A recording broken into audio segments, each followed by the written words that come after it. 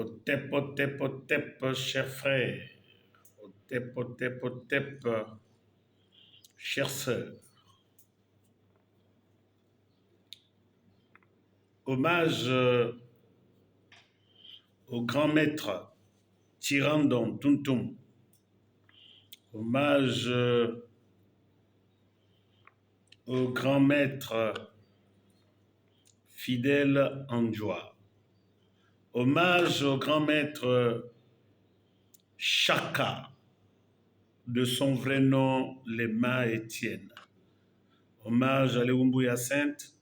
Hommage à Oriemi, de son nom Okogo Marcel. Hommage à Obemabika Janvier. Hommage à Abel Ombango et à tous les conservateurs. La transition est-elle un jeu? Pourquoi parle-t-on de transition? Est-ce que la transition est un jeu? Pourquoi une transition?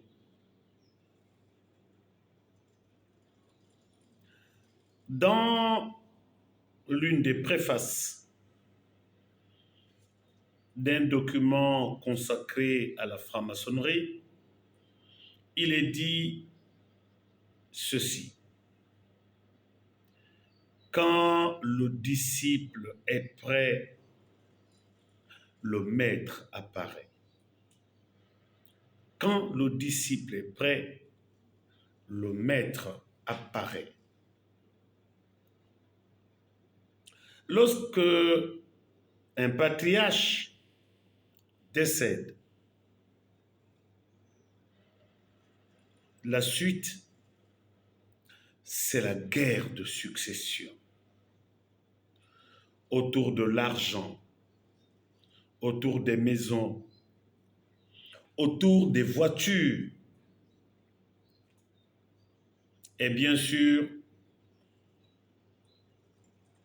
l'enfant le plus agité court vers le siège du pouvoir.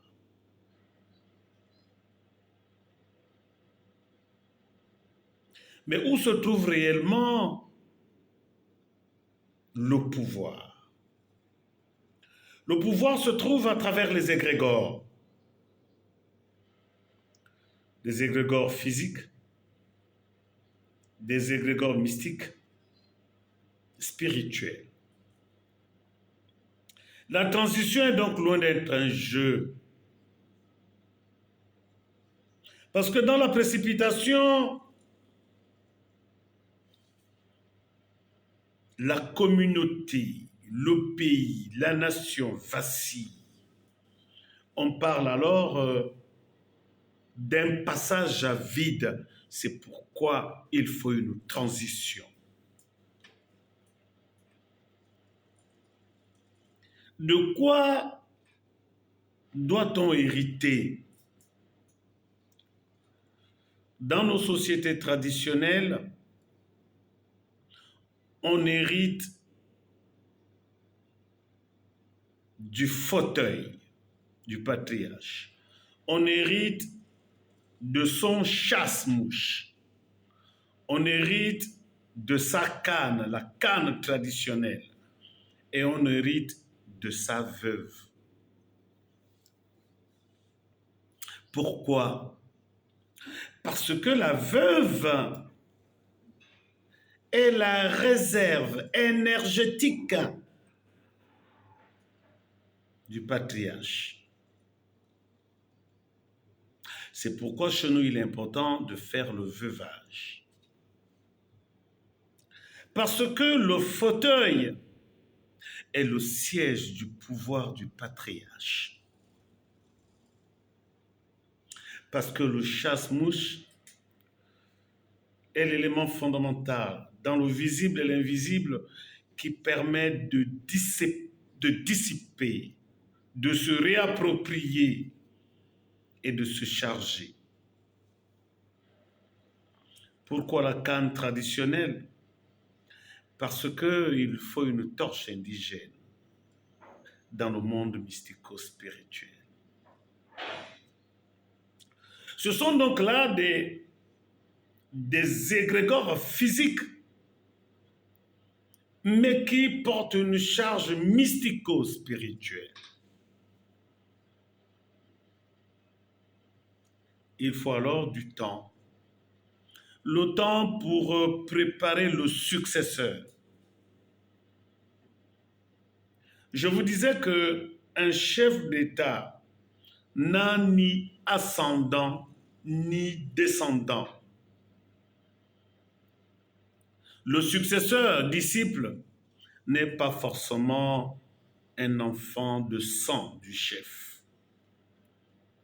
Il peut être un collaborateur assidu dont les prédispositions de la chefferie correspondraient avec les allants et les savoirs du patriarche disparu. Cette période de transition va donc permettre aux successeurs d'être préparés sur le plan physique, mystique et spirituel. Automatiquement, pour ceux qui ne le savent pas, le successeur est donc proclamé leader.